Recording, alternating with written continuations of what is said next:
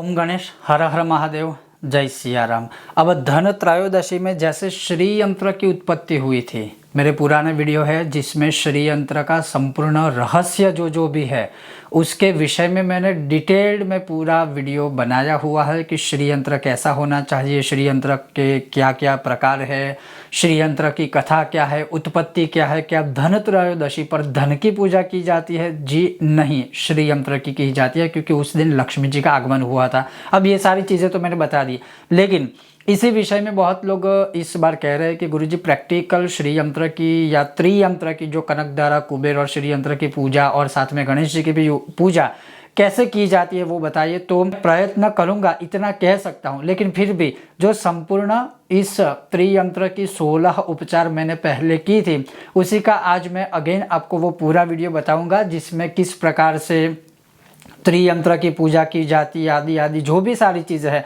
वह आज मैं आपको प्रैक्टिकली दिखाऊंगा। अगर आपको यह विषय वीडियो पसंद आए तो लाइक करें, शेयर करें, चैनल पर नए हो तो सब्सक्राइब करें और आप स्वयं भी इसी प्रकार से अपने वहाँ अपने घर में त्रियंत्र की पूजा, या फिर मानिए आपके पास केवल श्री यंत्र है, या फिर मानिए आपके पास केवल कनकधारा यंत्र है, या फिर आप मान लीजिए आपके पास केवल कुबेर यंत्र है, कोई भी यंत्र हो, लेकिन जब ये त्रियंत्र एकत्रित हो जाते हैं तब इसकी जो शक्ति है वो 300 गुना बढ़ जाती है। खास करके जब श्री यंत्र की राइट हैंड साइड में कनकधारा यंत्र स्थापित किया जाए, उसकी प्राण प्रतिष्ठा आदि सब कुछ आपको इसमें मिल जाएगा। अगर आपको यह विषय वीडियो पसंद आए तो लाइक करें, शेयर करें, चैनल पर नए हो तो सब्सक्राइब अवश्य कीजिएगा। तो चलिए शुरू करते हैं। भारत तो सर्वप्रथम आप सबको एक चौकी रखनी है। मान लीजिए कि अगर आप स्थापन करके चौकी रखने के बाद ऊपर जो भगवान की स्थापना करते हैं, जैसे मैं आपको आगे बताने वाला हूं, तो सर्वप्रथम ऐसी एक चौकी रखिए। अब कुछ लोग ये कहेंगे कि किस साइज की रखिए, उसमें साइज मैटर नहीं करता है। जैसे हमारे यंत्र या भगवान की जो साइज होती है उस हिसाब से आप चौकी रख सकते हो। क्योंकि यहाँ पर मेरे पास बड़ा यंत्र है इसलिए मैंने यहाँ पर बड़ी चौकी रखी है। अब चौकी अगर हम रखते हैं तो उसके बाद क्या क्या रखना है, तो अब मैंने जो पूजा की थाली पूर्व यानी पहले से जो तैयार रखी है वो आपको बता दूं। तो आप यहाँ पर देख सकते हो, यहाँ पर पहले अक्षत रखे हैं मैंने एक छोटी सी कटोरी में। यहाँ पर कुमकुम है, इसमें कुमकुम रखा है, हालांकि अभी ये बिना पानी का है, जल का, तो इसको पहले से भिगो के रखना है। यहाँ पर मैंने चंदन लिया है, आप चाहो तो श्वेत चंदन ले सकते हो, आप चाहो तो अष्टगंध ले सकते हो, आप चाहो तो पीत यानी पीला चंदन ले सकते हो, या फिर आप घिस कर भी चंदन को पूर्व से रेडी रख सकते हो। उसके बाद यहाँ पर देखिए मैंने पुष्प लिए है, पीले पुष्प है, यहाँ पर ये थोड़ा पिंक पुष्प है, साथ ही यहाँ पर हमने गुलाब का भी पुष्प लिया है जिसकी हम पंखुड़ियां बनाकर शैया बनाएंगे। यहाँ पर तांबुल यानी पान मैंने रखे हैं, यहाँ पर फल रखे हैं। अब यहाँ पर मैंने 3 फल रखे हैं क्योंकि मेरे पास यहाँ पर जो यंत्र या जो भगवान है वो मैंने 3 रखे हैं। आप मान लीजिए कि कनकधारा, कुबेर यंत्र, गणेश यंत्र, श्री यंत्र यानी 4 यंत्र की पूजा करते हो, या फिर श्री यंत्र अकेले की पूजा करते हो, तो जितने यंत्र है या जितने भगवान है उतने ऋतु अनुसार फल लेने हैं। तो इसमें कोई पर्टिकुलर नहीं है कि यही फल लेने हैं, तो मैंने यहाँ पर फल रेडी रखे हैं। उसके बाद यहाँ पर आप देख सकते हो, तो मैंने ये धूप यहाँ पर लिया हुआ है। अब मैं आपको ये बता दूं कि ये जो आप देख रहे हैं ये संपूर्ण गोबर का धूप है जो मैं स्वयं ही बनाता हूँ, और मैं यही गोबर का धूप अपने घर में और अपने पूरे पूजा के जो कर्मकांड के मेरे जीवन में है मैंने यही धूप इस्तेमाल किया है, या कभी कभार मैं गूगल का भी प्रयोग कर लेता हूँ, लेकिन मुझे ये अच्छा लगता है, शुद्ध है, कुदरती है, ना कुछ मिलावटी है, ना कोई केमिकल है। तो इस तरह से आप यूज कर सकते हो, या फिर आप अपने पास जो भी धूप है या फिर इंसेंस स्टिक्स है यानी अगरबत्ती है तो आप उस हिसाब से पहले से रेडी रखिए। यहाँ पर मैंने 2 दीपक रखे हैं। अब आपको शायद प्रश्न होगा कि यहाँ पर ये 2 क्यों रखे हैं, तो उसका भी मैं उत्तर आपको पूजा में दूंगा। तो यहाँ पर 2 दीपक रेडी रखे हैं। अब आप यहाँ पर देख सकते हो कि मैंने आरती के लिए कर्पूर भी पहले से रेडी रखा है। हालांकि आप चाहो तो फिर मैं उसके विषय में भी जब आरती का जो स्टेप आएगा उस समय में आपको बताऊंगा कि आपको कर्पूर की आरती करनी है या नहीं करनी, या फिर आप कोई भी आरती कर सकते हो। तो ये पहले से मैंने रेडी रखा है। इसके बाद आप यहाँ पर देख सकते हो, जैसे मैंने पंचामृत पहले एक कटोरी में रेडी रखा हुआ है, तो आप पंचामृत ले लीजिए। पंचामृत ज़्यादा या कम या किसी मात्रा में नहीं लेना है, लेकिन पंचामृत बनाने की जो विधि है उस विषय पर हमने पहले वीडियो बनाया हुआ है, या फिर आप अपने अनुसार पहले से पंचामृत आप बनाकर ऐसे एक कटोरी में रेडी कर सकते हो। उसके बाद मैंने यहाँ पर एक्स्ट्रा एक कलश में जल लिया है, जिसके अंदर मैंने गंगा जल मिश्र किया है, और यहाँ पर ताम्र का एक बड़ा पात्र है। वैसे ही मैंने एक बड़ा कलश भी पहले से रेडी रखा है, ताकि जब भी जल खत्म हो जाए तो हमें पूजा करते समय खड़ा होना ना पड़े। इसके बाद दीप प्रज्वलित करने के लिए, धूप बत्ती प्रज्वलित करने के लिए यहाँ पर मैंने मैच बॉक्स भी रखा हुआ है। और साथ ही मैं आपको बता दूं कि अपना हाथ पोंछने के लिए मैंने अलग से एक नैपकिन रखा है। इसमें भी बता दूं कि इसमें कोई कलर का पर्टिकुलर कोई ऐसा नहीं है, आप जो भी चाहो अपना हाथ पोंछने के लिए रख सकते हो अपने पास। तो मैंने यहाँ पर एक नैपकिन ये रखा है, और अन्य भी आपको एक नैपकिन रखना है। आप चाहो तो जितने भगवान उतने नैपकिन या टॉवल या शुद्ध वस्त्र आप साथ लेकर बैठिए, ताकि जब हम भगवान की पूजा कर ले उसके बाद भगवान को साफ करने के लिए, पोंछने के लिए हमें शुद्ध ही लेना है। हमारा हाथ पोंछा हुआ नैपकिन से हम भगवान को नहीं पोंछ सकते, तो ये रखिए। और यहाँ पर मैंने एक्स्ट्रा पुष्प भी रखे हैं, मैंने फ्लावर बंच यहाँ पर रखा है। अगर मुझे लगता है कि मुझे ज़्यादा पुष्प प्रयोग करने हैं तो यहाँ पर मैंने सभी प्रकार के अलग अलग रंग के पुष्प भी पहले से रेडी किए हुए हैं। अगर मान लीजिए किसी को पूजा में पानी पीना हो तो ऐसी कोई बाधा या दोष नहीं है कि आप इस पूजा में, या ज़्यादातर जो कुछ पूजाएं होती है उसमें आप पानी बीच में नहीं पी सकते हो। तो मैंने खुद पानी के लिए पहले से अपना एक गिलास भी अपने पास ही रखा हुआ है, कि जब भी आपको अगर लगता है कि पानी पीना है तो आप किसी भी समय ले सकते हो। हालांकि इसका पूजा के साथ कोई संबंध नहीं है। और इसके बाद जो चौकी पर बिछाने के लिए वस्त्र की जरूरत है, जिसे हम स्थापन वस्त्र कहते हैं या स्थापन करने के लिए, तो आप देख सकते हो एक मैंने यहाँ पर पीला वस्त्र लिया है स्थापन के लिए। मैं आपको बता रहा हूँ स्थापन कैसे करना है। एक मैंने लाल लिया है, तो आप लाल भी यूज कर सकते हो, और एक मैंने वस्त्र लिया है श्री यंत्र के लिए, वो भी मैं आगे आपको पूजा में बताऊंगा। तो सर्वप्रथम क्या करना है, हमारे पास जो चौकी है तो ऐसे वस्त्र से हमें स्थापन पहले रेडी रखना है। तो आप देख सकते हो ये पूरा स्थापन मैंने पूरी चौकी के ऊपर ऐसे पीला वस्त्र बिछा दिया है। तो ऐसे पहले स्थापन रेडी रखिए। हालांकि मैं इस विषय में भी थोड़ी स्पष्टता करना चाहूंगा कि आप चाहो तो लाल वस्त्र का भी प्रयोग कर सकते हो, आप चाहो तो पीले वस्त्र का भी प्रयोग कर सकते हो, या फिर आपको अगर मान लीजिए 2 स्थापन करने हैं तो क्या करना है, ऐसे जैसे आप देख सकते हो ये हो गए 2 स्थापन। यानी यहाँ पर आप गणेश जी को बिठा सकते हो, क्योंकि रक्त गंधानुलिप्तांगम रक्त वस्त्रहिषु पूजितम, यानी रक्त वस्त्र के ऊपर गणपति को बिठाना चाहिए। तो आप ऐसे भी रख सकते हो, इसमें कोई दिक्कत नहीं है। मान लीजिए आपको सिर्फ एक ही कपड़ा रखना है तो आप पूरा यहाँ पर पीला वस्त्र रखिए, पीला कपड़ा रखिए। तो ऐसे आप पूरा एक स्थापन बना लीजिए।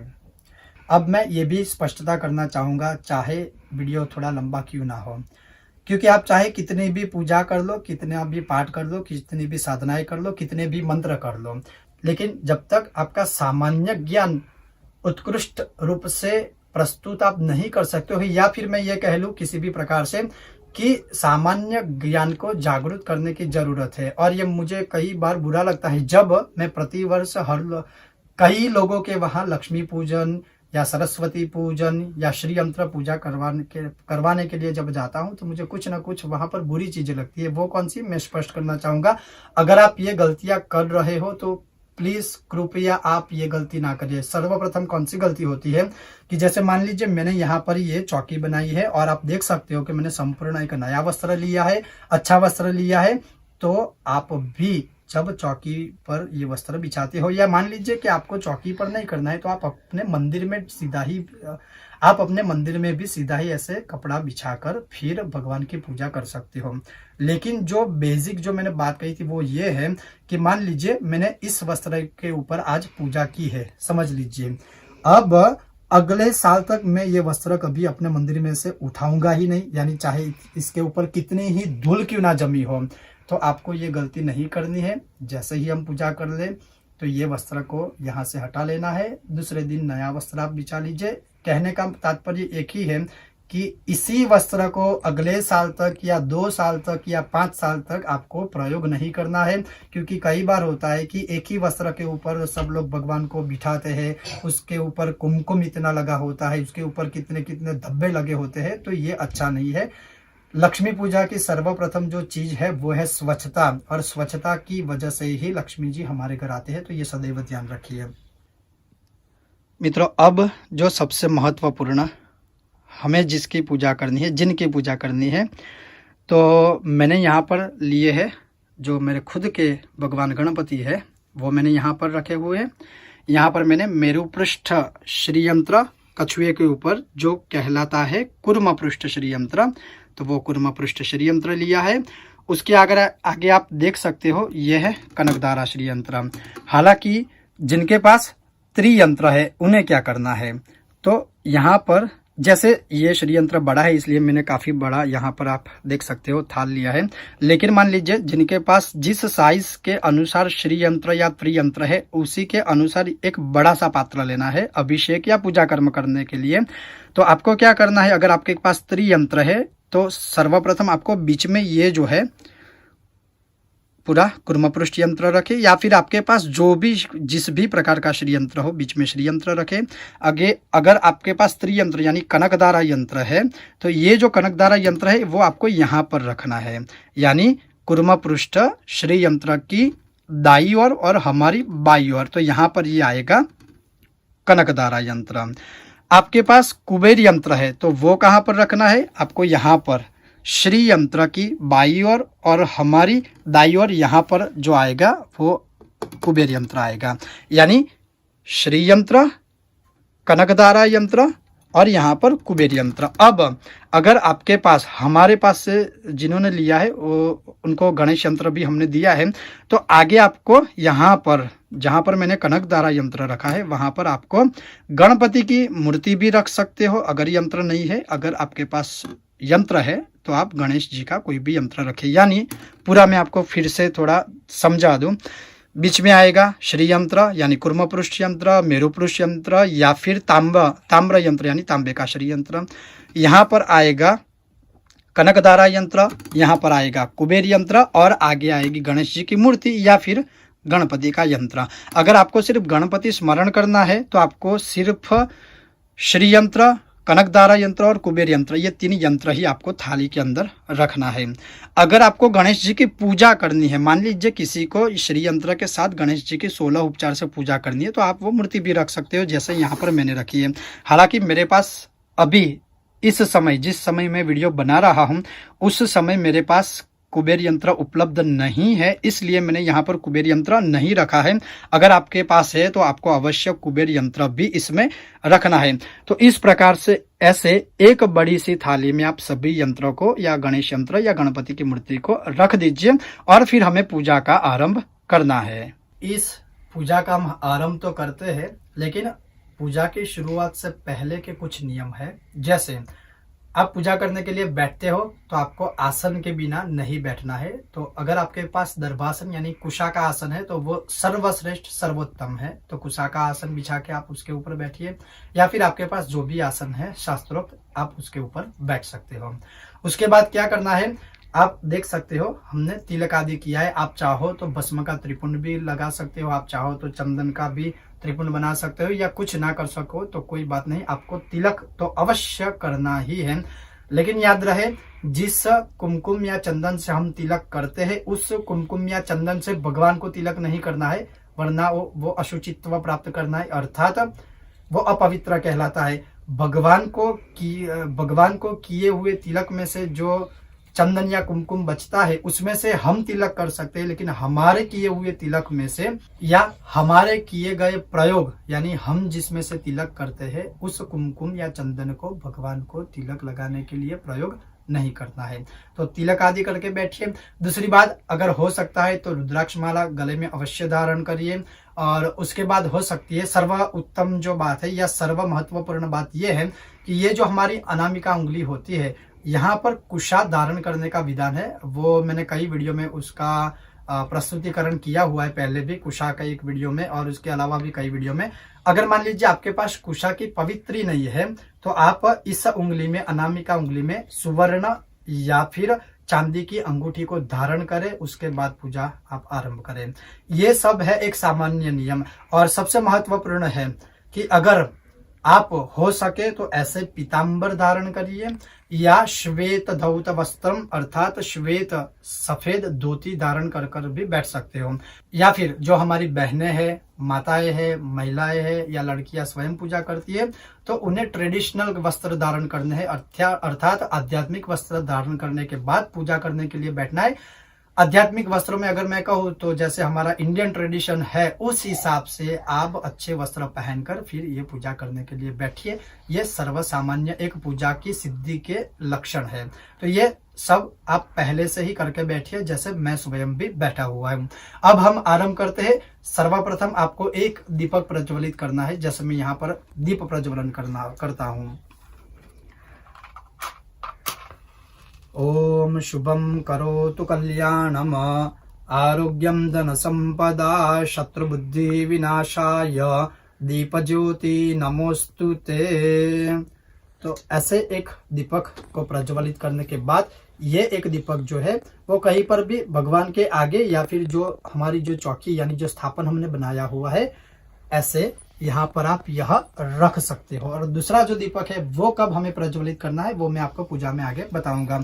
तो चलिए शुरू करते हैं 16 उपचार पूजा। सर्वप्रथम आचमन करना है। ओम ऋग्वेदाय नमः, ओम यजुर्वेदाय नमः, ओम सामवेदाय नमः, ओम अथर्ववेदाय नमः इति हस्तम प्रक्षाल्य। इस प्रकार से सर्वप्रथम आचमन कर ले। जैसे किसी भी पूजा का आरंभ गणपति बिना कभी हो नहीं सकता, तो वैसे ही इस पूजा का भी आरंभ हम गणेश स्मरण से करते हैं। हालांकि मैं एक स्पष्टता करना चाहूंगा कि हम यहाँ पर सीधे ही गणेश स्मरण करके हम त्रियंत्र या श्री यंत्र की पूजा 16 उपचार से करते हैं। इससे पूर्व भी कुछ विधान होते हैं, जैसे अगर आप अपने वहां किसी ब्राह्मण को बुलवा कर यह पूजा करवाओगे तो वो शांति पाठ से आरंभ करेंगे, फिर देवता नमस्कार है, फिर संकल्प है, फिर कलश पूजन है, यानी सिर्फ गंगादि तीर्थों का आवाहन करके जो हम कलश पूजा करते हैं, मैं उस कलश पूजन की बात करता हूँ। इसके बाद जैसे आप जैसे दीप पूजन है, यानी दीपक की भी पूजा करते हैं, सूर्य नारायण की पूजा करते हैं, रात्रि काल में हम चंद्र का भी स्मरण करके पूजा करते हैं और फिर हम इस पूजा का आरंभ करते हैं। तो अगर किसी ब्राह्मण को बुलवा कर आप कराओगे तो वो उस प्रकार से कराएंगे। हालांकि हम ये भी जो करते हैं वो गलत नहीं है। तो आपको सिर्फ सभी देवी देवताओं का नमस्कार करके या फिर सीधा ही हम गणेश जी का स्मरण करके सीधे ही हम पूजा की शुरुआत भी कर सकते हैं। तो हम यही से यह शुरुआत करेंगे। तो जैसे हर पूजा में गणपति का स्मरण करते हैं वैसे ही हम भगवान गणपति को नमस्कार करके उनका ध्यान करेंगे। ध्यान करने के लिए हाथ में एक पुष्प को आपको ग्रहण करना है। ओम गंगणपतये नमः। ओम विघ्नेश्वराय वरदाय सुरप्रियाय लंबोदराय सकलाय जगतहिताय नागाननाय श्रुतियगन विभूषिताय गौरीसुताय गणनाथ नमो नमस्ते। ओम गंगणपतये नमः ध्यायामि। ये जो पुष्प धारण किया है वो भगवान गणेश जी के आगे रख दीजिए, गणपति के चरणों में रख दीजिए। सर्वप्रथम अपने दाएं हाथ में जल लेके उसमें थोड़े से अक्षत ऐसे डाल दीजिए और संकल्प लेना है। और संकल्प के बिना कोई भी पूजा कभी सिद्ध नहीं होती। बिना संकल्प के की हुई पूजा का फल सिर्फ आधा ही मिलता है। जैसे हमने पहले विस्तार से संकल्प के विषय में वीडियो ऑलरेडी बनाया हुआ है, संकल्पेन विना कर्म यत्किंचित कुरुते नरः फलास्यार्धम भवेत् सदा, अर्थात बिना संकल्प के की हुई पूजा या यज्ञ कर्म या कोई भी कर्म उसका फल सिर्फ आधा ही मिलता है। तो हमें संकल्प लेना है। संकल्प लेने के लिए अपने दाएं हाथ में जल लीजिए, उसमें थोड़े से अक्षत डालिए और फिर वैसे तो संकल्प आप चाहो उस प्रकार से बना सकते हो, लेकिन आपकी सरलता और सहजता के लिए मैंने छोटा सा संकल्प लेकिन बहुत महत्वपूर्ण संकल्प लिया है। तो आप सभी को बोलना है ओम मम सकुटुम्बस्य सपरिवारस्य नित्य कल्याण प्राप्त्यर्थम अलक्ष्मी विनाश पूर्वकम दशविध लक्ष्मी प्राप्त्यर्थम व्यापारे वृद्ध्यर्थम तथा च स्थिर लक्ष्मी प्राप्त्यर्थम तथा च मम मनः सकल इप्सित मनोकामना सिद्ध्यर्थम नवग्रह देवता अनुकूलता सिद्धि प्राप्त्यर्थम श्रीयंत्रस्य यथाशक्ति षोडशोपचार पूजनम अहम करिष्ये। ये जो जल है वो किसी अन्य पात्र में आपको रख देना है। जैसे यहाँ पर एक ताम्र पात्र है, उसमें मैंने जल रख लिया, छोड़ दिया और अपना हाथ किसी अन्य पात्र में ऐसे धो दीजिए अपना हाथ। तो दोस्तों यहाँ पर मैंने जो संकल्प लिया वो जैसे आपने सुना कि मैंने यहाँ पर संकल्प लिया है सिर्फ श्री यंत्र की 16 उपचार पूजा का। हालांकि अगर आप सभी यंत्र को यहाँ रखते हो तो आपको क्या बोलना है, श्री कनकदारा यंत्रस्य, श्री यंत्रस्य, श्री कुबेर यंत्रस्य तथा च गणपति पूजनम अहम करिष्ये। मैंने श्री यंत्र की पूजा का संकल्प इसलिए लिया है क्योंकि मेरे पास जो यंत्र है वो पहले से प्राण प्रतिष्ठित है। जो कनकदारा यंत्र है उसकी मैंने पहले भी पूजा कई बार की हुई है। वैसे ही मैंने जो गणपति की मूर्ति है वो भी प्राण प्रतिष्ठित है, उसकी भी मैंने कई बार पूजा की है। लेकिन ये जो यंत्र है उसकी पूजा आज पहली बार होगी, इसलिए मैंने सिर्फ श्री यंत्र का संकल्प लिया है। हालांकि आप जैसे मैंने बताया कि जितने भी यंत्र है, जितने भी भगवान की पूजा आप करना चाहते हो उनका संकल्प में आप उल्लेख कर सकते हो, किंतु महत्वपूर्ण जो सबसे विषय है वो है सिर्फ और सिर्फ श्री यंत्र का। तो इस तरह से संकल्प लेना है। संकल्प लेने के बाद जैसे हमने भगवान गणेश जी का ध्यान किया था, गणपति का स्मरण किया था, वैसे ही हमें श्री यंत्र का ध्यान करना है। कनकदारा का भी ध्यान कर सकते हो, कुबेर यंत्र है तो उनका भी हम ध्यान कर सकते हैं, लेकिन मुख्य हमारे जो देवता है वो है श्री यंत्र। हाथ में ऐसे पुष्प लेने हैं, जितने देवता है उतने पुष्प लीजिए और दोनों हाथों को ऐसे नमस्कार कर, दोनों हाथों को ऐसे जोड़ के फिर श्री यंत्र का ध्यान धरना है। ओम या देवी सर्वभूतेषु लक्ष्मी रूपेण संस्थिता नमस्तस्यै नमस्तस्यै नमस्तस्यै नमो नमः। ओम श्री यंत्राय नमः ध्यायामि। ऐसे पुष्प समर्पित कर दीजिए। कनकदारा यंत्र मेरे पास है तो कनकदारा यंत्र को, और मैंने श्री यंत्र को समर्पित की है। तो जैसे मैंने शुरुआत में बताया कि ये श्री यंत्र प्राण प्रतिष्ठा रहित है, तो अब इसकी यहाँ पर हम प्राण प्रतिष्ठा करेंगे। प्राण प्रतिष्ठा करने के लिए विनियोग धारण करना है। पहले भी मैंने इस विषय पर वीडियो बनाया हुआ है कि श्री यंत्र की प्राण प्रतिष्ठा कैसे की जाती है। तो ऐसे सर्वप्रथम विनियोग लेना है, और विनियोग लेने के लिए ऐसे किसी भी ताम्र की आचमनी में या चम्मच में जल पकड़ना है और फिर इसका विनियोग लेना है। ओम अस्य श्री प्राण प्रतिष्ठा मंत्रस्य ब्रह्मा विष्णु महेश्वर ऋषयः ऋग्यजुः सामाथर्वाणि छन्दांसि क्रियामय वपुः प्राणाख्य देवता। ओम बीजम ह्रीं शक्तिः क्रौं कीलकम् अस्यम नूतन यंत्र प्राण प्रतिष्ठापने विनियोगः। तो पूजा की ही थाली में साइड में ऐसे जल छोड़ दीजिए। अब ऐसे विनियोग करने के बाद क्या करना है, अपना जो दाया हाथ है, जो राइट हैंड है, वो ऐसे श्री यंत्र के ऊपर रखना है, और अपना जो लेफ्ट हैंड है अर्थात अपना जो बाया हाथ है वो अपने हृदय के ऊपर ऐसे रखना है। दाया हाथ ऐसे श्री यंत्र के ऊपर रखे, अपना बाया हाथ है अपने हृदय के ऊपर रखना है, और फिर जैसे मैं मंत्र बोल रहा हूं वैसे मंत्र बोलना है। हालांकि मैं स्पष्टता कर दूं कि जिनको हमने यंत्र दिए हैं वो पहले से ही प्राण प्रतिष्ठित है, उनकी उस यंत्रों की पुनः प्राण प्रतिष्ठा नहीं करनी है। जिनको स्वयं ही प्राण प्रतिष्ठा करना है वो अपने वहां ऐसे ठीक व ठीक जैसे मैं बता रहा हूं वैसे उसकी प्राण प्रतिष्ठा करनी है, और जो मैं मंत्र बोल रहा हूं वैसे ही ठीक व ठीक आपको भी वो मंत्र बोलने हैं। ओम आम रीम करौम यम रम लम वम शम शम सम हंसः सोहम आसम नूतन यंत्राणम प्राणा इह प्राणाः तिष्ठन्तु। हे श्री यंत्र देवता, जैसे मुझ शरीर में प्राण है वैसे ही आप में भी वो प्राण स्थापित हो। ऐसे सर्वप्रथम भाव करके कि जैसे मुझ में प्राण है वैसे ही हे श्री यंत्र आप में भी वैसे ही प्राण आए, ऐसे बोल के फिर थोड़े से अक्षत ऐसे अर्पण कर दीजिए। फिर से वैसे ही अपना जो दाया हाथ है वो श्री यंत्र के ऊपर रखे, बाया हाथ अपने हृदय के ऊपर रखे और फिर से बोलना है ओम आम रीम क्रौम यम रम लम वम शम शम सम हंसः सोहम अस्य प्रतिमायम जीव इह स्थितः। हे श्री यंत्र के देवता, जैसे मुझ शरीर में जीव है वैसा ही जीव आप में भी स्थापित हो।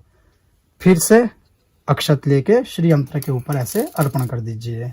पुनः अपना दाया हाथ श्री यंत्र के ऊपर रखे और बाया हाथ हृदय के ऊपर रखे और बोलना है ओम आम रीम करौम यम रम लम वम शम शम सम हंसः सोहम अस्य यंत्रायम वांग मन स्तवक चक्षु श्रोत्र जिह्वा घ्राण पाणि पायूपस्थानि सर्वेन्द्रियाणि इहैवागत्य सुखम चिरम तिष्ठन्तु स्वाहा।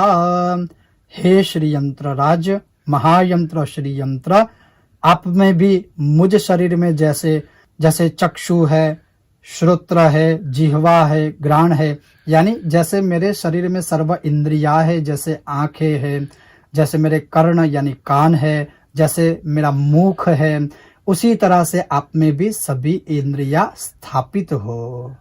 ऐसा भाव करके फिर से थोड़े से अक्षत लेके ऐसे श्री यंत्र के ऊपर चढ़ाने हैं।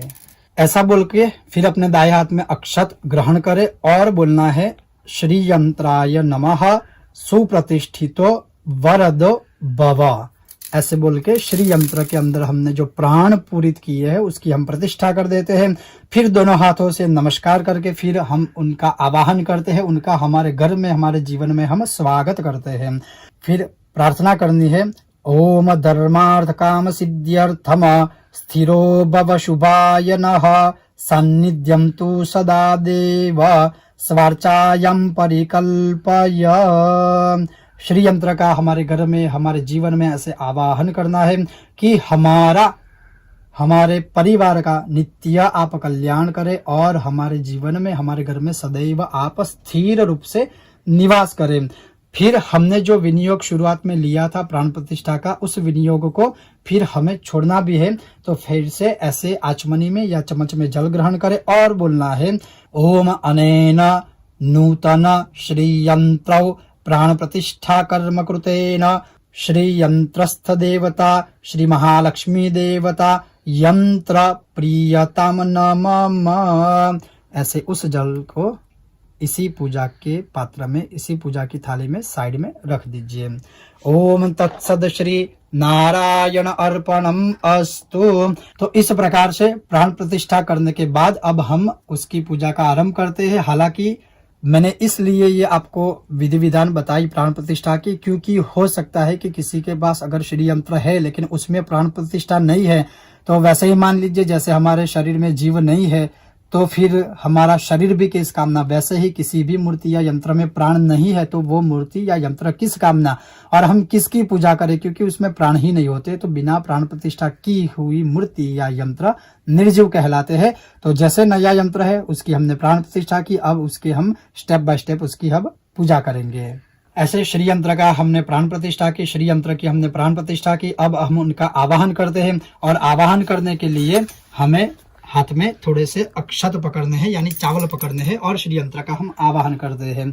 ओम या देवी सर्वभूतेषु मातृरूपेण संस्थिता नमस्तस्यै नमस्तस्यै नमस्तस्यै नमो नमः। ओम श्री यंत्राय नमः। आवाहनार्थ अक्षतान अर्पयामि। अब श्री यंत्र को और अन्य भी जितने हमारे पास यंत्र है उनको बैठने के लिए हमें आसन अर्पण करना है। तो आसन के लिए आपको पुष्प की पंखुड़ियां या फिर हाथ में आप पुष्प भी पकड़ सकते हो। ओम रम्यम सुशोभनम दिव्यम सर्वसौख्यकरम शुभम आसनम च मया देव गृहाण परमेश्वरी। ओम श्री यंत्राय नमः। ओम कनकधारा यंत्राय नमः। ओम श्री गंगणपतये नमः। आप इस प्रकार से भी उसकी कारिका माने जो हम मंत्र के बाद बोलते हैं उसे संस्कृत में कारिका बोलते हैं, या फिर आप यह भी बोल सकते हो ओम श्री गणेश सहित श्री कनकधारा यंत्र सहित श्री यंत्राय नमः। आसनार्थे पुष्पमया आसनम अर्पयामि, यानी तीनों देवताओं के आगे हमें पुष्प रूपी आसन अर्पण करना है। उसके बाद हमारे आगे जितने भी देवी या देवता है या फिर जितने भी यंत्र है हमें उनके चरण धोने हैं, ऐसा भाव करके फिर से आचमनी में जल ग्रहण करना है। तो श्री यंत्र के और भगवान के चरणों को धोने के लिए ऐसे हाथ में या फिर चम्मच में या ताम्र की आचमनी में जल ग्रहण करिए, और फिर बोले ओम उष्णोदकम निर्मलम च सर्वसौगंध्य संयुतम पाद प्रक्षालनार्थाय दत्तम ते प्रतिगृह्यतम। या फिर आप यह भी बोल सकते हो ओम उष्णोदकम निर्मलम च सर्वसौगंध्य संयुतम पाद प्रक्षालनार्थाय यंत्रम ते परिगृह्यतम। ओम श्री गणपति देवता सहित श्री कनकधारा यंत्र सहित श्री यंत्राय नमः। चरणयोः पाद्यम अर्पयामि। अगर भगवान है तो भगवान के पैरों में यानी भगवान के चरण के ऊपर अर्पण करना है, और यंत्र के ऊपर अर्पण कर सकते हो हम। फिर से हमें अर्घ्य समर्पित करना है। अर्घ्य मानी हम जो सुबह अर्घ्य देते हैं उस प्रकार से नहीं, जल ग्रहण करिए और उसमें पुष्प की आप थोड़ी सी पंखुड़ियां रख दे, और अक्षत भी रख सकते हो, चाहो तो कुमकुम आदि भी आप ऐड कर सकते हो, लेकिन पुष्प और अक्षत ही लेकर अर्घ्य अर्पण करना है। और यह जो अर्घ्य हम देते हैं वो भगवान के हाथों में देना होता है। ओम ताम्र पात्रे स्थितमतो यम गंध पुष्प फलनवितम सहिरणीयम ददामर्घ्यम गृहाण परमेश्वरी। यहाँ पर आप चाहो तो सहिरणीयम ददामर्घ्यम यानी अर्थात आप सोना भी इसमें रख सकते हो, लेकिन वो सब एक भावुक्त बात है, तो बहुत ही सिंपल तरीके से ही हमें ऐसे यहाँ पूजा करनी है। ओम श्री गणपति देवता सहित श्री कनकधारा यंत्र सहित श्री यंत्राय नमः। हस्तयोः अर्घ्यम अर्पयामि। अब अत्यंत आवश्यक बात है, अगर जल या कुछ भी अर्पण करने के बाद ऐसे अगर पंखुड़ियां चम्मच में या फिर ताम्रपात्र में अगर रह जाती है तो क्या करना है, अपने बाएं हाथ में ये पकड़ के फिर आपको ये जो पंखुड़ियां उसमें है वो भगवान के ऊपर ऐसे दाएं हाथ से अर्पण करनी है। कुछ लोग क्या करते हैं कि अपने इसी हाथ से अंदर जो पंखुड़ियां होती है ऐसे भगवान के ऊपर प्रताड़ना करते हैं, जैसे भगवान को प्रताड़ित करते हैं सिर में या फिर श्री यंत्र के ऊपर। ये कभी भी ऐसी भूल मत करिए। अपने दाएं हाथ में लेके उसमें जो पंखुड़ियां चिपकी हुई या जो भी चीज है वो लेके फिर भगवान को अर्पण कर दीजिए। तो ऐसे भगवान को अर्घ्य अर्पण करने के बाद भगवान को अर्घ्य अर्पण कर देने के बाद भगवान को तीर्थों के जलों से स्नान करवाना है, या फिर जो भी शुद्ध जल हमारे पास है उससे स्नान करना है। तो फिर से ऐसे जल पकड़ना है, या फिर जो भी आप पूजा के लिए जल लेते हो पहले से ही उसमें गंगा जल को आप मिश्र करके रखिए ताकि वो भी तीर्थ जल बन जाए। तो फिर भगवान को हमें स्नान करना है और बोलना है ओम गंगा सरस्वती रेवा पयोष्णी नर्मदा जलैः स्नापितोऽसि मया देवी यतः शान्तिं प्रयच्छ मे। ओम श्री गणपति देवता सहित श्री कनकधारा यंत्र सहित श्री यंत्राय नमः।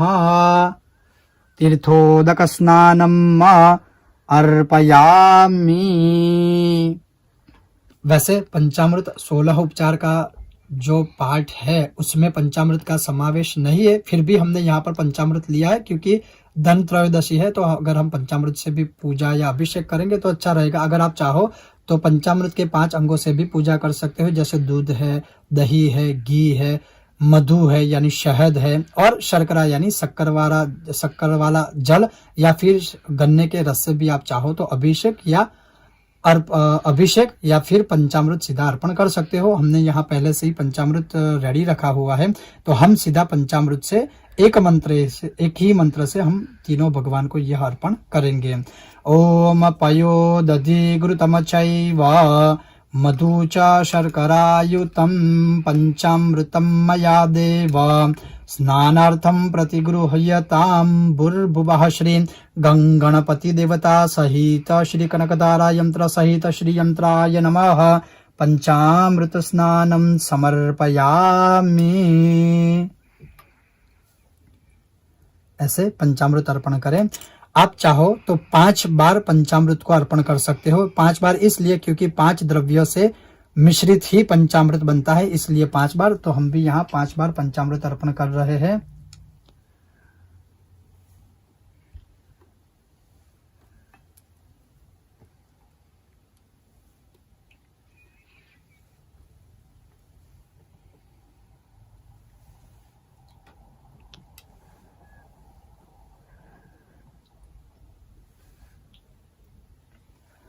और पंचामृत अर्पण करने के बाद 2 बार हमें शुद्ध जल अर्पण करना है। ओम पंचामृत स्नानं तरेण शुद्धोदक स्नानं समर्पयामि। शुद्धोदक स्नानं तरेण शुद्ध आचमनीय जलम समर्पयामि। ओम गंगणपतये नमः। श्री यंत्राय नमः। श्री कनकधारा यंत्राय नमः। पंचामृत स्नानम समर्पयामि। ऐसे पंचामृत स्नान कराने के बाद इसमें भी एक अंग हम यहाँ पर ज्वाइन कर सकते हैं, जुड़ सकते हैं, और वो है अभिषेक का अंग। तो हम यहाँ पर आपको समझ में आए इसलिए मैं यहाँ पर अभिषेक भी कर रहा हूँ। तो अभिषेक के लिए भी मैं आपको थोड़ा सा समझा दूं। मैं यहाँ पर पंचामृत ले रहा हूं, किंतु अगर आप चाहो तो द्राक्षा रस यानी अंगूर का रस ले सकते हो, दाड़िम रस यानी आप दाड़िम का रस ले सकते हो। आप चाहो तो जैसे मैंने बोला कि आप दूध ले सकते हो, दही ले सकते हो, शहद ले सकते हो, घी ले सकते हो, शक्कर वाला जल या शक्कर वाला दूध ले सकते हो। फिर आप चाहो तो गन्ने का रस ले सकते हो, आप चाहो तो चंदन वाला जल ले सकते हो, आप चाहो तो कुमकुम वाला जल ले सकते हो।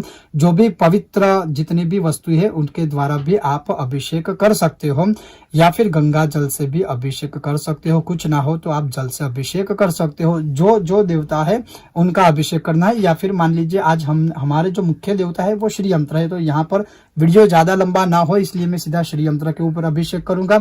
आप चाहो तो गणेश जी के ऊपर भी अभिषेक कर सकते हो, जैसे श्री गणेश अथर्वशीर्षम से या संकटनाशन स्तोत्र से या गणपति के किसी भी स्तोत्र से। लेकिन यहाँ पर मैं सिर्फ एक श्लोक से कनकधारा और गणेश जी का अभिषेक करूंगा ताकि वीडियो लंबा ना हो। और यहाँ पर यानी श्री यंत्र का मैं श्री सूक्तम से अभिषेक करूंगा।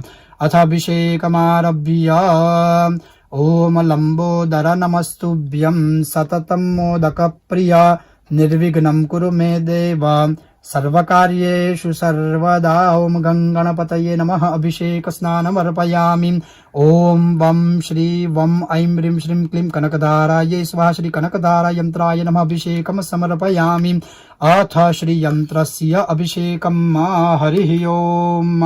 ओम हिरण्यवर्णं हरिणीं सुवर्णारजतस्रजाम चंद्रां हिरणमयीं लक्ष्मीं जातवेदो आवह तम आवह जातवेदो लक्ष्मीमनपगामिनीं यस्यां हिरण्यं विन्देयं गामश्वं पुरुषानहम् अश्वपूर्वं रथमद्यां हस्तिनाद प्रबोधिनीं श्रियं देवीमुपहवये श्रीर्मा देवी जुषतां कांसोस्मितं हिरण्यप्राकारम् आर्द्रं ज्वलन्तीं तृप्तं दर्पयन्तीं पद्मे स्थितं पद्मवर्णं तामिहोपहवये श्रियम् चन्द्रां प्रभासां यशसा ज्वलन्तीं श्रियं लोके देवजुष्टामुदारम् तं पद्मिनीं शरणम् अहं प्रपद्ये अलक्ष्मीर्मे नश्यतां त्वां वृणे आदित्यवर्णे तपसोऽधिजातो वनस्पतिस्तव वृक्षोऽथ बिल्वः तस्य फलानि तपसानुदन्तु मायान्तरायश्च बाह्य अलक्ष्मीः ॐ उपैतु मां देवसखः कीर्तिश्च मणिनाशः प्रादुर्भूतोऽसु राष्ट्रेऽस्मिन् कीर्तिं वृद्धिं ददातु मे ॐ क्षुत्पिपासमलं ज्येष्ठम् अलक्ष्मीं नाशयाम्यहम् अभूतिम् असमृद्धिं च सर्वां निर्णुद मे गृहात् गन्धद्वारं दुरादर्शं नित्यपुष्टं करीषिणीम् ईश्वरीं सर्वभूतानां तामिहोपहवये श्रियं मनसः काममाकूतिं वाचः सत्यमशीमहि पशूनां रूपमन्यस्य मयि श्रीश्रयतां यशः कर्दमेन प्रजाभूता मयि सम्भव कर्दम श्रियं वासय मे कूले मातरं पद्ममालिनीम् आपः सृजन्तु स्निग्धानि चिक्लितवसमे गृहे नीचदेवीं मातरं श्रियं वासय मे कुले ॐ आर्द्रां यः करणीं यष्टिं सुवर्णां हेममालिनीं सूर्यां हिरणमयीं लक्ष्मीं जातवेदोम आवहम् आर्द्रां पुष्करिणीं पुष्टिम पिङ्गलां पद्ममालिनीं चन्द्रां हिरणमयीं लक्ष्मीं जातवेदोम आवहम्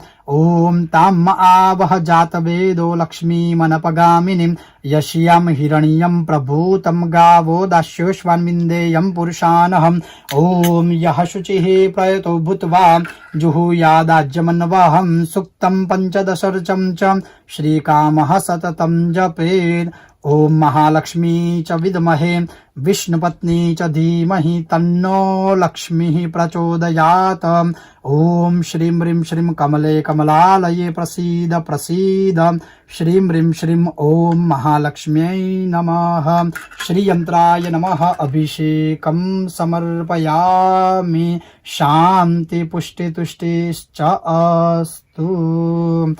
ऐसे अभिषेक कर्म करने के बाद सभी भगवान को सभी यंत्रों को शुद्ध जल से स्नान कराना है, जैसे प्रातःकाल हम भी स्नान करते हैं।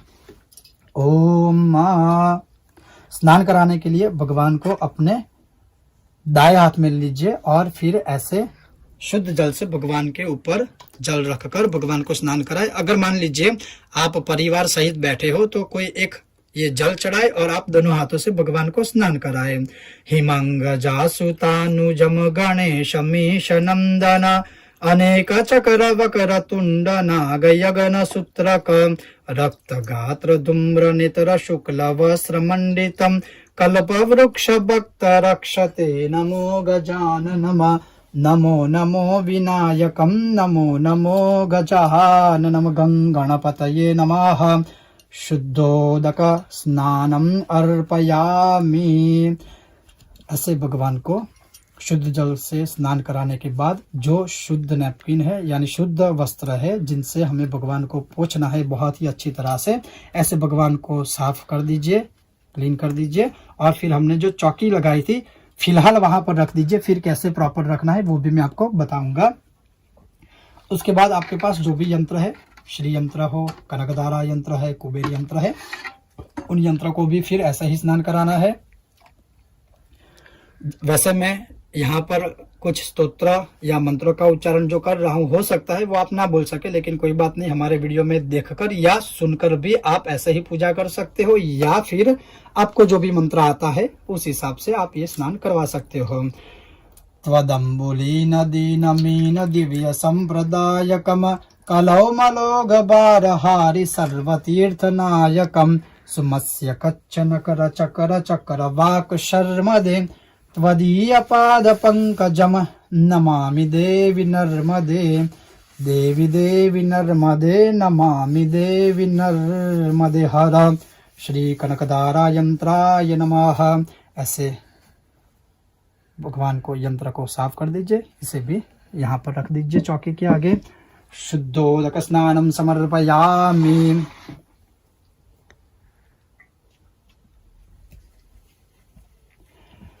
फिर श्री यंत्र को स्नान कराना है। ओम गंगा सिंधु सरस्वती च यमुना गोदावरी नर्मदा कावेरी सरयू महेंद्र तनया चर्मणवती वेदिका क्षिप्रा वेत्रवती महासुर नदी ख्याता जया गंडकी पूर्णाद पूर्ण जलय समुद्र सहिता कुर्यात् सदा मंगलम स्नानम सदा मंगलम। भूर्भुवः श्री महायंत्रराज श्रीयंत्राय नमः। शुद्धोदक स्नानम अर्पयामि। फिलहाल श्री यंत्र को कहीं पर भी साइड में रख दीजिए। फिर जो कुर्म है नीचे, हम उन्हें भी स्नान करा देते हैं।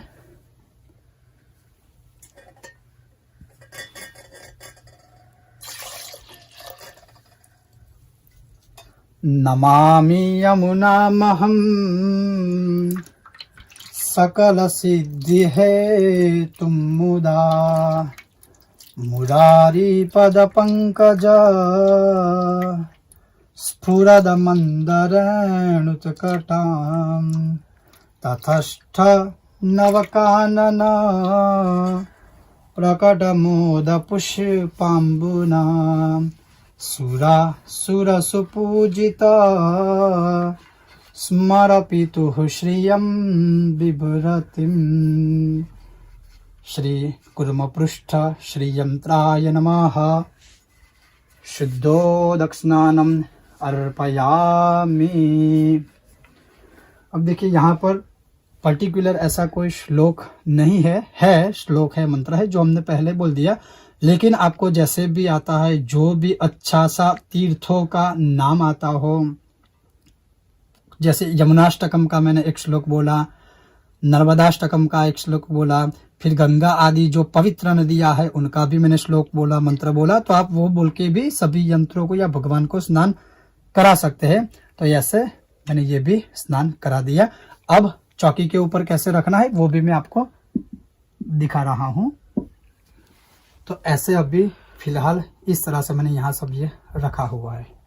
अब क्या करना है आपको, वैसे तो जैसे मैंने अभी पिछले 2-3 वीडियो में आपको बताया है कि धन त्रयोदशी के दिन या रात्रि को जिस भी समय हम पूजा करते हैं, या फिर मैं कहूँगा कि धन त्रयोदशी से लेकर के दिवाली की रात्रि तक श्री यंत्र को पुष्पदलों की शैया के ऊपर बिछा के रखना है। ऐसा करने वाला मनुष्य उसके घर में साक्षात लक्ष्मी सहित नारायण को स्थिर कर देता है, और यह स्वयं लक्ष्मी जी का भी वचन है और स्वयं ब्रह्मा जी का भी वचन है। तो देखिए ऐसे जो हमने मेरुपृष्ठ यंत्र को स्नान कराया था, श्री यंत्र और मेरुपृष्ठ को, अब इसी मेरुपृष्ठ को जब हमने यहाँ कुर्म पृष्ठ के ऊपर रख दिया तो ये हो गया श्री यंत्र संपूर्ण। अब देखिए ये हमने अलग से रखा है, क्यों? क्योंकि ज्यादातर जो कुर्म पृष्ठ यंत्र होते हैं ये नीचे से बीच में से यहाँ से स्क्रू कील से फिट किया हुआ होता है, जो अच्छा नहीं है। क्या भगवान के पेट में से आप कीला डाल के कभी भी यंत्र या कुर्मा को रख सकते हो? वो बहुत ही गलत है। तो इसीलिए हमने ये रखा है। आप ऐसे कर लीजिए, मेरु पृष्ठ हो गया, आप यहाँ पर रख दीजिए, कुर्म पृष्ठ हो गया। तो ऐसे हमने यंत्र यहाँ पर वापस रख दिया है। अब ये गणेश जी को भी हमने यहाँ बिठा दिया। अब यहाँ पर जो दीप प्रज्वलित है उस दीप को आप साइड में कहीं पर भी रख दीजिए। कहीं पर का मतलब ये होता है कि गाय के घी का जो हम दीपक प्रज्वलित करते हैं वो भगवान या श्री यंत्र की दाई ओर रखना है। अगर आप 2 दीप यानी एक तेल का भी दीपक प्रज्वलित करते हो, खास करके तिल के तेल का या सरसों के तेल का, तो वो आपको भगवान की बाई ओर रखना है। फिलहाल हम यहाँ पर रखते हैं क्योंकि हमें यहाँ पर श्री यंत्र के लिए शैया बनानी है। अब देखिए शैया कैसे बनानी है, तो जैसे हमारे शास्त्रों में और पुराणों में वर्णन है कि वैसे तो कमल पुष्प की या कमल की पुष्प की पंखुड़ियां निकाल के फिर हमें श्री यंत्र के लिए शैया बनानी है। लेकिन फिलहाल यहाँ पर कमल हमारे पास उपलब्ध नहीं है, तो हमने ये गुलाब की ऐसे पंखुड़ियां कर ली। आप चाहो तो पीले गुलाब ले सकते हो, लाल गुलाब भी ले सकते हो। अगर कुछ भी नहीं मिलता है तो कम से कम आप पुष्प की पंखुड़ियां बना दीजिए और यहाँ पर जहाँ पर हमें श्री यंत्र को स्थापित करना है, बिठाना है, वहां पर आप कर लीजिए। अगर आपके पास ज्यादा समय है, हालांकि वीडियो की लंबाई की वजह से या फिर वीडियो लंबा ना हो इसलिए मैंने ऐसे रखा है, अगर आपके पास ज्यादा समय हो तो आप ऐसे भी बहुत ही सुंदर तरीके से ऐसे शैया बना सकते हो। जैसे मैं यहाँ पर एक एक पंखुड़ी का ऐसे आप देख सकते हो, देखिए ऐसे बहुत ही सुंदर तरीके से ऐसे आप एक एक पंखुड़ी की ऐसे जैसे हम स्वयं शयन करते हैं वैसे ही हमें श्री यंत्र को भी रखना है।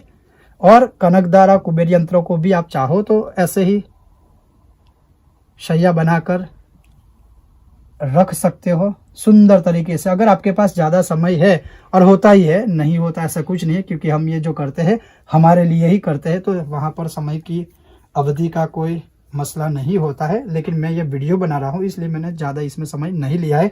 तो यहाँ पर ऐसे मैंने ये पंखुड़ियों का शयन बनाया है, शैया बनाई है। मैं यहाँ पर अन्य पुष्पों का प्रयोग करूँगा तो आप देख सकते हो। और पूरी शैया यहाँ पर मैं बना लूँ ताकि बाकी ना रहे।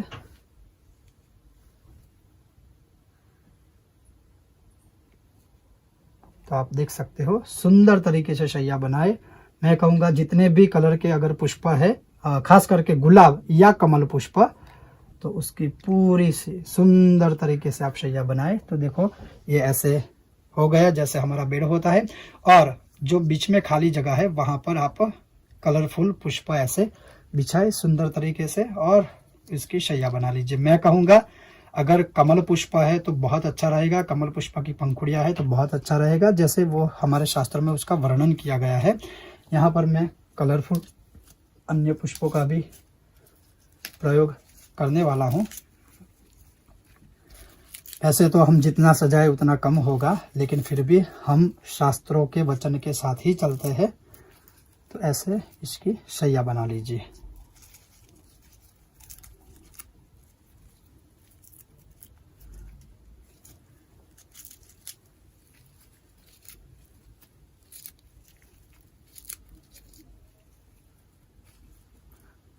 ऐसे सुंदर हमने यहाँ पर ये श्री यंत्र की शैया बना ली। फिर हमें श्री यंत्र को यहाँ पर स्थापित कर देना है।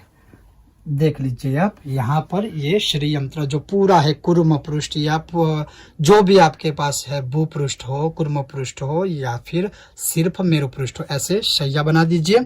और फिर आपके पास एक महत्वपूर्ण और बात याद रखें, हालांकि आपको ये दिख सके इसलिए मैं गणेश जी को यहाँ पर बिठाता हूँ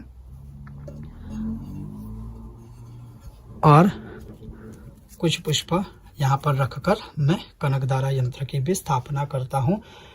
लेकिन मैं फिर से दोहराता हूँ कि श्री यंत्र की यहाँ पर दाई और ही कनकधारा यंत्र रखना है हमारे शास्त्रोक्त वचनों अनुसार, और यहाँ पर बाई और कुबेर यंत्र रखना है। और ये जो गणपति मैंने यहाँ पर रखे हैं वो आप आगे रखें, या फिर आपके पास गणेश लक्ष्मी यंत्र है, ज्यादातर लोगों तक हमने पहुंचा है, तो वो यहाँ रखना है। यानी कि श्री यंत्र पूरा, यहाँ पर कनकधारा यंत्र, यहाँ पर कुबेर यंत्र और यहाँ पर गणेश यंत्र या गणपति की मूर्ति। लेकिन आपको कहीं पर दुविधा ना हो वीडियो देखने में, और मेरा यंत्र भी, ये दोनों यंत्र काफी बड़े हैं, इसलिए मेरे पास जो चौकी है वो थोड़ी लिमिटेड साइज की है, इसलिए मैंने यहाँ इस तरह से यहाँ पर इसे रखा है। अन्यथा जैसे मैंने बोला है आपको वैसे ही रखना है, या फिर जैसे मैं आपको कोशिश करता हूँ कि अगर ये, हाँ ठीक है, ये यंत्र यहाँ पर आ गया है तो देख लीजिए। अब आप ये थोड़ा यंत्र आगे कर लेता हूँ और ये कनकधारा यंत्र आप देख सकते हो।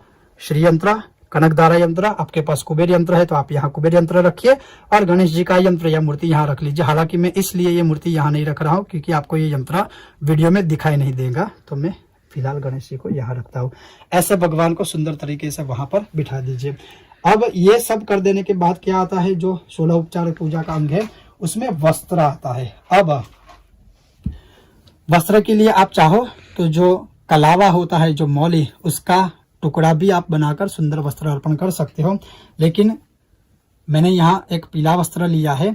या फिर आप क्या कर सकते हो, आप चाहो तो साड़ी भी श्री यंत्र के ऊपर अर्पण कर सकते हो, और वो जो साड़ी है वो आप यानी अगर आपके घर में माँ है या बहन है या आपकी पत्नी है या फिर कोई महिला स्वयं इसकी पूजा करती है, तो वो जो श्री यंत्र के आगे या ऊपर हम ये जो साड़ी अर्पण करते हैं वो स्वयं पहन ले, या फिर अगर आप चाहो तो किसी भी ब्राह्मण की पत्नी को वो साड़ी दान में दे सकते हो, या फिर आप स्वयं भी पहन सकती हो। तो मैंने यहाँ पर एक सुंदर सा वस्त्र लिया हुआ है और आप देख सकते हो कि मैंने ये अच्छी तरह से पहना दिया।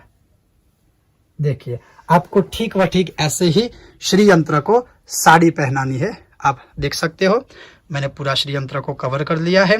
या अगर आपके पास साड़ी या ऐसा कुछ कोई वस्त्र नहीं है तो जैसे मैंने बोला कि आप कलावा से भी थोड़ा सा टुकड़ा लेकर कलावा भी उसके ऊपर रख सकते हो। तीनों यंत्र के ऊपर साड़ी जो पहनानी है वो सिर्फ और सिर्फ श्री यंत्र के ऊपर अर्पण करनी है। कलावा या फिर थोड़े से अक्षत अर्पण कर दीजिए कनकधारा यंत्र या फिर कुबेर यंत्र के ऊपर, और गणपति के ऊपर भी आप चाहो तो वो कलावा पहना सकते हो। तो हमने यहाँ पर श्री यंत्र को ध्यान में रखकर हम पूजा कर रहे हैं, इसलिए हमने यहाँ पर एक छोटा सा वस्त्र अर्पण किया है। और वस्त्र अर्पण करते समय जो श्लोक बोलना है वो है ओम सर्वभूषादिके सौम्ये लोकलज्जा निवारणे मयोपपादिते तुभ्यम वाससी प्रतिगृह्यताम ओम श्री यंत्राय नमः। अगर आप साड़ी पहना रहे हो तो बोलना है साटिकम समर्पयामि। अगर आप कलावा अर्पण करते हो तो आपको बोलना है कि वस्त्रोपवस्त्रम व वस्त्रार्थे रक्त सूत्रम अर्पयामि। उसके बाद आभूषण, यानी जैसे कोई स्त्री होती है वो अपने लिए जैसे श्रृंगार करती है, आभूषण आदि पहनती है, उसी तरह से आप चाहो तो श्री यंत्र को आभूषण भी अर्पण कर सकते हो। अन्यथा आप थोड़े से अक्षत ग्रहण करें और फिर श्लोक बोलकर आपको श्री यंत्र को ये अक्षत अर्पण कर देने हैं। ओम कंदल दंशु किरीट मनर्गम कंकण कुंडल नूपुरहारम अंगद मंगुली भूषण मम्बा स्वीकुरु यंत्र पुराधिनिवासे। ओम श्री यंत्राय नमः। आभूषणम समर्पयामि, आभूषणार्थे अक्षतान अर्पयामि। और कनकधारा यंत्र, कुबेर यंत्र और गणेश जी के यंत्र या गणेश जी की मूर्ति के ऊपर भी आपको थोड़े थोड़े अक्षत अर्पण करने हैं। हालांकि मैं आपको पुनः बता दूं कि मैं श्री यंत्र को ध्यान में रखकर पूजा कर रहा हूं, इसलिए मैंने श्री यंत्र को अर्पण किया। आपको कनकधारा यंत्र, कुबेर यंत्र और गणेश जी को भी ऐसे अक्षत अर्पण करने हैं। आभूषण का भाव करने के बाद फिर हमें कुमकुम या चंदन से तिलक करना है। आप चाहो तो दोनों लीजिएगा, क्योंकि मैं यहाँ दोनों का प्रयोग कर रहा हूँ। तो टीका लगाना है यानी तिलक करना है। और तिलक लगाते समय भी आप चाहो तो श्री सूक्तम का भी एक ऋचा बोल सकते हो, जो है गंधद्वारम वाली, और उसका भी जो मंत्र है वो भी बोल सकते हो। ओम श्रीखंडम चंदनम दिव्यम गंधाढ्यम सुमनोहरम विलेपनमसुर श्रेष्ठ चंदनम प्रतिगृह्यताम भूर्भुवः श्री श्रीयंत्राय नमः गंगणपतये नमः श्री कुबेर यंत्राय नमः चंदनम अर्पयामि। उसके बाद फिर हम कुमकुम से भी तिलक करेंगे और यहाँ पर हम प्रयोग करेंगे रुचा का। ओम गंधद्वारा मधुरादर्शम नित्यपुष्टांकरीषिणीम ईश्वरीं सर्वभूतानां तामिहोपहवये श्रियम्। ओम गंगणपतये नमः श्री कनकधारा यंत्राय नमः श्री कुबेर यंत्राय नमः गंधाः सुगंधाः कुमकुमम अर्पयामि। इसके बाद फिर से हमें अक्षत अर्पण करने हैं। ओम अक्षताश्च सुराश्रेष्ठ कुमकुम युक्ता सुशोभिता मया निवेदिता भक्त्या गृहाण परमेश्वर। भूर्भुवः श्री गंगणपतये नमः श्री कनकधारा यंत्राय नमः श्री यंत्राय नमः अक्षतान अर्पयामि। फिर पुष्प लेने हैं, और खास करके जो ऐसे संपूर्ण पुष्प है ऐसे लीजिए। कमल का पुष्प ले सकते हो, आप चाहो तो गुलाब का पुष्प ले सकते हो, या फिर कोई भी सुगंधित पुष्प ले सकते हो। क्योंकि रक्त पुष्पैः पूजितम, तो यहाँ पर मैं गणेश जी के लिए थोड़ा सा रक्त है, थोड़ा सा वो मैं ले रहा हूँ। श्री यंत्र के लिए मैंने पीला पुष्प लिया है और कनकधारा के लिए भी मैंने पीला पुष्प लिया है। तो ऐसे आप देख सकते हो। ओम ओम माल्यादीनि सुगंधीनि मालत्यादीनि वै प्रभो मया नीतानि पूजार्थम पुष्पाणि प्रतिगृह्यतां भूर्भुवः श्री गंगणपतये नमः। श्री कनकधारा यंत्राय नमः। श्री यंत्राय नमः। कालोद्भवानि पुष्पम अर्पयामि। तो देखिए ऐसे पुष्प आप ऊपर भी समर्पित कर सकते हो, आगे भी समर्पित कर सकते हो, लेकिन मैं थोड़ा सा आगे रख रहा हूं ताकि आपको वीडियो में यंत्र थोड़ा सा अच्छी तरह से दिख सके। पुष्प अर्पण करने के बाद आप चाहो तो पुष्प माला भी अर्पण कर सकते हो। और उसके बाद अब यहाँ पर आता है धूप अर्पण करने का विधान। तो जैसे मैंने आपको वीडियो की शुरुआत में बताया था, तो हम यहाँ पर धूप रख रहे हैं। धूप हमारे पास पहले से रेडी रखा हुआ है हमने, तो हम उस धूप को भी प्रज्वलित करते हैं। जैसे मैंने कहा था कि हम ये प्योर गोबर का धूप भगवान को अर्पण करेंगे, श्री यंत्र को। तो धूप प्रज्वलित करना है। ओम वनस्पतिरसुदभूतो गंधाढ्यो गंध उत्तमः आग्रेयः सर्वदेवानां धूपोऽयं प्रतिगृह्यताम्। भूर्भुवः श्री यंत्राय नमः। गंगणपतये नमः। श्री कनकधारा यंत्राय नमः।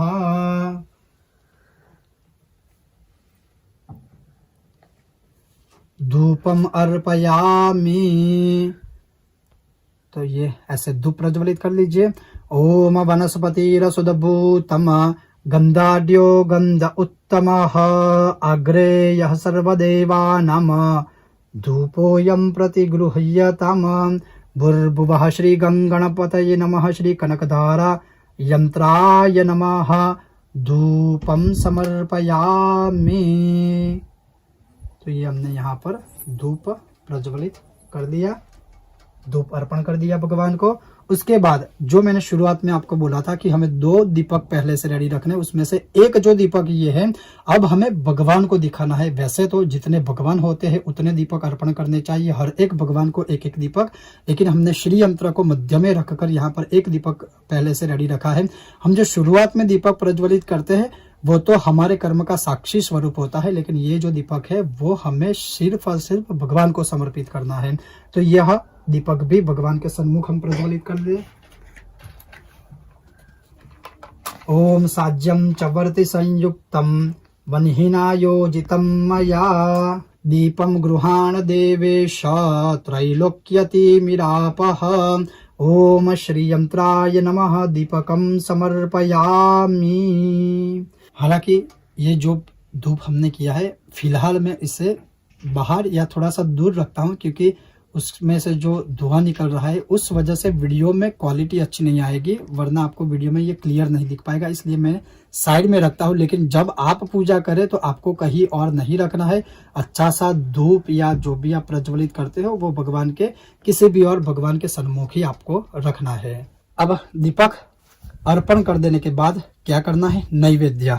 तो जैसे मैंने शुरुआत में फल लिए थे, आप चाहो तो खीर भी अर्पण कर सकते हो यंत्र के सामने, या फिर मैं आपको दूसरे भी नैवेद्य जैसे बता दूं कि गणपति को आप चाहो तो गुड़ या फिर लड्डू अर्पण कर सकते हो।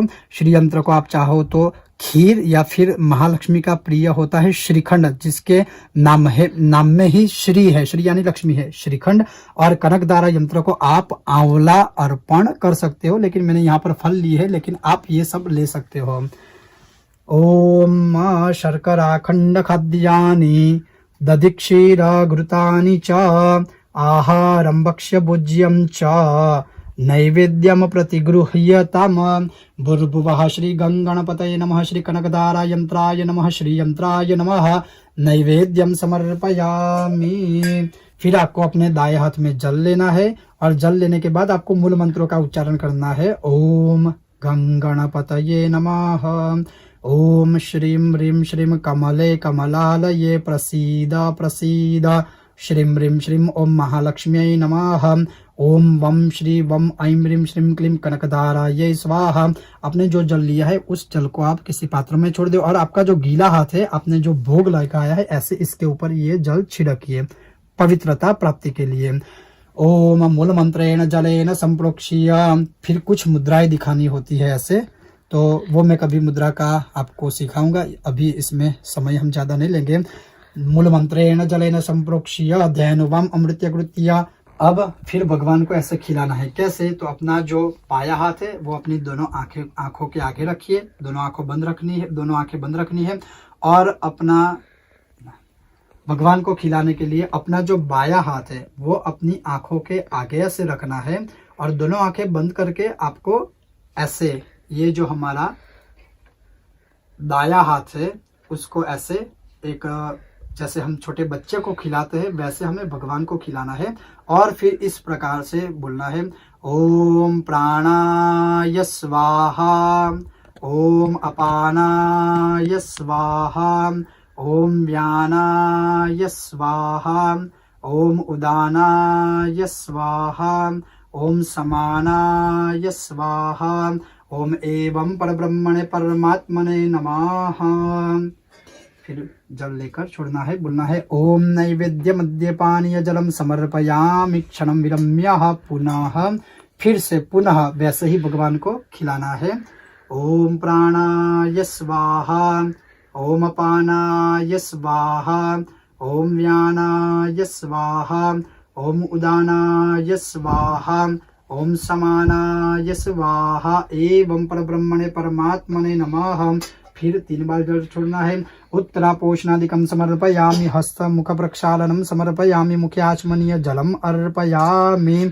फिर भगवान को मुखवास के अर्थ के लिए तांबुल, आप चाहो तो पूरा एक पान का बीड़ा भी संपूर्ण बनाकर, जैसे हम पान खाते हैं वैसे ही भगवान के लिए पूरा पान रख सकते हो मुखवास के लिए, या फिर तांबुल के ऊपर आप थोड़ी सी सुपारी भी रख सकते हो, या फिर आप चाहो तो एलची और लौंग को रखकर भी फिर यही आपको भगवान के आगे रखना है। तो हम ये भगवान के आगे ऐसे रख देते हैं और ऐसे तांबुल आपको जितने भगवान है, जितने यंत्र है, उन सभी के आगे रखना है। इस तरह से आप रख सकते हो, या फिर उसको छोटा सा करके उसमें सब डाल के भी आप रख सकते हो, लेकिन मैंने फिलहाल ऐसे रखा है। ओम गंगणपतये नमः, श्री कनकधारा यंत्राय नमः, श्री यंत्राय नमः। तांबूलम समर्पयामि मुखवासार्थे है, पूगी फलम समर्पयामि। फिर यहाँ पर भगवान के आगे दक्षिणा रखने का भी विधान होता है। तो आप अपनी परिस्थिति के अनुसार 1 रुपया रखे, 2 रुपया रखे, 5 रुपया रखे, 10 रुपया रखे या 11 रखे, या जो भी आपकी यथाशक्ति अनुसार आप जितने भगवान है उनके आगे थोड़े थोड़े दक्षिणा भी रखें। क्योंकि दक्षिणा सिर्फ यही मतलब नहीं होता कि दक्षिणा यानी किसी को देना या ब्राह्मण को देना, लेकिन 16 उपचार का एक अंग है जो हमें दक्षिणा भगवान को भी समर्पित करनी होती है। उसके बाद वो दक्षिणा आप चाहो तो किसी मंदिर में दान कर दीजिए, किसी गरीब के लिए अच्छा सा आप कोई भी कर्म करना चाहो तो वो भी कर सकते हो, किसी अच्छी संस्था में भी आप दान कर सकते हो। आप जो भी चाहो सत्कर्म में वही भगवान को दी हुई दक्षिणा का प्रयोग कर सकते हो। ओम हिरण्यगर्भगर्भस्थम हेम बीजम विभावसो अनंत पुण्य फलदम यतः शांतिं प्रयच्छ मे। ओम गंगणपतये नमः, श्री कनकधारा यंत्राय नमः, श्री यंत्राय नमः, दक्षिणं समर्पयामि। अब ये सब करने के बाद फिर जो आता है वो आती है आरती। यहाँ पर मैं आरती नहीं ले रहा हूँ लंबी, क्योंकि ज्यादा बहुत लंबा वीडियो ना हो जाए। आप चाहो तो लक्ष्मी माता की आरती ले सकते हो, आप चाहो तो ललितांबा देवी की आरती ले सकते हो, या फिर आप चाहो तो गणपति की भी आरती ले सकते हो, या फिर माँ दुर्गा की कोई भी आरती आप ले सकते हो। चाहो तो आप लक्ष्मी जी की ले लीजिए।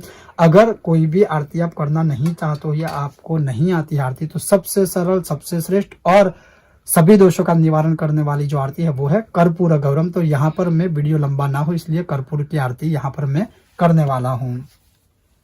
ओम एषाः आरार्तिक्य दीपकम प्रज्वाल्य।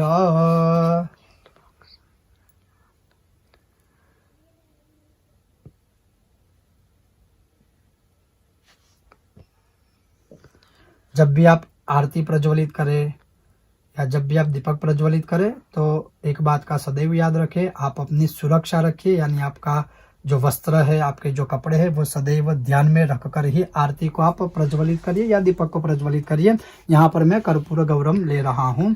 साथ में आपको घंटी भी बजानी है, या फिर जो भी आपके पास संगीत के वाद्य है आप वो भी बजा सकते हो। ओम कर्पूर गौरम करुणावतारम संसार सारम भुजगेन्द्रहारम सदा वसंतम हृदयारविंदे भवं भवानी सहितं नमामि। मंगलम भगवान विष्णु मंगलम गरुड़ध्वज मंगलम पुंडरीकाक्ष मंगलाय तनोहरि। सर्वमंगल मंगल्ये शिवे सर्वार्थ साधिके शरण्ये त्र्यंबके गौरी नारायणी नमोस्तुते नारायणी नमोस्तुते। श्री गजानन गणपति भगवान की जय। श्री कनकधारा यंत्र की जय। श्री महायंत्र राज श्री यंत्र की जय। श्री महालक्ष्मी मात की जय। फिर पश्चात आरती को किसी पात्र में ऐसे रखे, फिर प्रदक्षिणा करनी है। ओम जलैहि शीतलेन कर्णकृत्यम। फिर अपने दोनों हाथों से ऐसे भगवान को आरती देनी है, या फिर आप ऐसे एक हाथ से भी भगवान को आरती दे दीजिए। आरार्तिक्यम। भगवान को आरती देने के बाद आप स्वयं वो आरती ग्रहण कीजिए। ओम स्वात्माभिः कल्याणम स्वात्माभिः चक्षुः वंदनम। आरती लेने के बाद अपना हाथ, दोनों हाथ अपने वॉश करने, अपने दोनों हाथ किसी पात्र में आप धो लीजिए ऐसे। और अपना हाथ धो लेने के बाद फिर हाथ में अक्षत पकड़ने हैं और भगवान की मंत्र पुष्पांजलि करनी है। आपको जो भी मंत्र है आप वो बोल सकते हो। दोनों हाथों से नमस्कार कर हाथ में पुष्प या फिर आप अक्षत धारण करें, नमस्कार करके भगवान की मंत्र पुष्पांजलि करें। ओम गणानन्त्वा गणपति गुं हवामहे प्रियाणन्त्वा प्रियपति गुं हवामहे निधीनान्त्वा निधिपति गुं हवामहे वसो मम आहमजानि गर्भदमत्वमजासि गर्भदम्। ओम गणपतये नमः। ओम श्रीश्चते लक्ष्मीश्च पत्न्या वहोरात्रे पार्श्वे नक्षत्राणि रूपमस्मिनो व्याप्तम्। इष्णं निखाणं मुम्म इखाण सर्वलोकं इखाण। ओम मनसः काममाकुतिं वाचः सत्यमशीमहि। पशूनां रूपमन्यस्य मयि श्री श्रयतां यशः। ओम यज्ञेन यज्ञमयजन्त देवास्तानि धर्माणि प्रथमन्यासन्न। तेहनाकं महिमानः सचन्द यत्र पूर्वे साध्याः सन्ति देवाः। ओम गणपतये नमः। श्री यंत्राय नमः। श्री कनकधारा यंत्राय नमः। मंत्र पुष्पांजलिं समर्पयामि। अब मंत्र पुष्पांजलि करने के बाद, वैसे तो मैंने वैदिक मंत्रों का उच्चारण किया था, लेकिन आप चाहो तो गणपति के मंत्र पुष्पांजलि के लिए लंबोदर नमस्तुभ्यम या वक्रतुंड महाकाय का उच्चारण कर सकते हो। श्री यंत्र के लिए आप बोल सकते हो या देवी सर्वभूतेषु लक्ष्मी रूपेण संस्थिता, या फिर आप नमो देव्ये महादेव्ये भी बोल सकते हो। और कनकधारा यंत्र के लिए अगर आपको कोई मंत्र आता है, उसका मूल मंत्र है ओम वम श्री वम ऐं ह्रीं श्रीं क्लीं कनकधारायै स्वाहा, या फिर सिर्फ श्री कनकधारा यंत्राय नमः, ये बोल के आप मंत्र पुष्पांजलि अर्पण कर दीजिए। और यहाँ पर मंत्र पुष्पांजलि अर्पण करने के बाद हमारी पूजा यहाँ पर संपन्न होती है। और ये जो हमने पूजा की है, हमने शुरुआत में संकल्प किया था, तो संकल्प करने के बाद पूजा जब हम पूर्ण करते हैं तो उस संकल्प को छोड़ना भी पड़ता है। तो पुनः उस संकल्प को छोड़ने के लिए अपने दाएं हाथ में ऐसे जल ग्रहण करें, जैसे शुरुआत में हमने जल ग्रहण करके अक्षत उसमें लिए थे। स अक्षत जलम गृहीत्वा, तो हमने फिर से जल लिया, उसमें अक्षत डाले। अब हमें संकल्प छोड़ना है। तो संकल्प छोड़ने के लिए क्या बोलना है कि मम पूर्व प्रधान उक्त संकल्प अंतर्गत कृतस्य श्री यंत्रस्य पूजन कर्म परिपूर्णम अस्तु। ये जो जल है वो पात्र में छोड़ दीजिए और बोलना है अस्तु परिपूर्णम। यहाँ पर हमारी पूजा संपन्न होती है। उसके बाद आपने जो भी प्रसाद भगवान को अर्पण किए हैं वो प्रसाद आप स्वयं भी भक्षण करें, अपने परिवार को दे। और यहाँ पूजा तो संपन्न हो गई, लेकिन मान लीजिए आपको अनुष्ठान करना है, यानी श्री सूक्त के पाठ करने हैं, अथर्वशीष के पाठ करने हैं, कनकधारा स्तोत्र के पाठ करने हैं। ऐसे ही भगवान को सुंदर तरीके से सजा के रखिए और फिर भगवान के आगे आप जितने भी स्तोत्र, अनुष्ठान, श्लोक, मंत्र करना चाहो आप कर सकते हो। दूसरी बात ये याद रखिए कि प्रातः काल यानी दूसरे दिन ये जो सब हमने भगवान के ऊपर चढ़ाया हुआ है, सब यहाँ पर बिछाया हुआ है, वह सब हमें लेना है। बासी कुछ भी नहीं रखना है। दूसरे दिन आपको फिर से पूजा नहीं करनी है। 16 उपचार आप चाहो तो कर सकते हो, उसकी आवश्यकता नहीं है, लेकिन ये सब यहाँ से स्वच्छ कर दीजिए। नीचे शुद्ध वस्त्र आप बिछा दीजिए। अगर मंदिर है डायरेक्ट तो फिर कोई बात नहीं है, सीधा मंदिर में ही रखना है। लेकिन ये जो भी हमने भगवान के ऊपर चढ़ाया हुआ है वो सब हमें फिर क्लीन करना है और फिर वापस से भगवान को सुंदर तरीके से टीका लगाकर फिर मंदिर में या फिर यहाँ पर आप चौकी के ऊपर वापस आप रख सकते हो।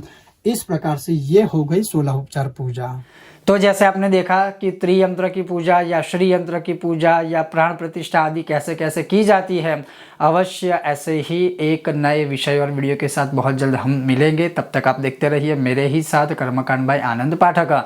ओम गणेश, हर हर महादेव। सभी को धन त्रयोदशी की बहुत सारी शुभकामनाएं। जय सिया राम, जय भारत। ओम गणेश।